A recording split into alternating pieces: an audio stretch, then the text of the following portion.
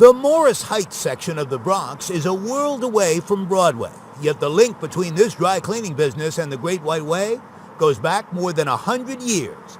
It's an association that's earned Winzer Cleaners a Tony Award for excellence.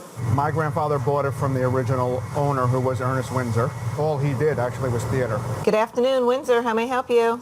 You never know who's going to be on the other side of that phone call saying, do you mind if we come and drop off my costumes? Last night we picked up probably, if I had to guess, 1,000 costumes. These are some of the tailcoats from Hamilton. This is a load that's probably going to go in cleaning next.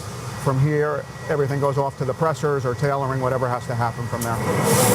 What was your reaction when you got the word that you were going to get a Tony Award? I was speechless. I was pretty blown away. You know, I kind of knew it was a possibility that someday it might happen, but we certainly never knew when. It's nice to be recognized, you know, for 110 years. We've been doing it forever.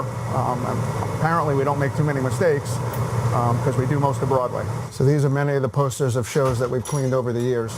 The award to me just shows an appreciation of the success of years of hard work by my grandfather and his staff and my father and his staff and the present staff that we have here right now.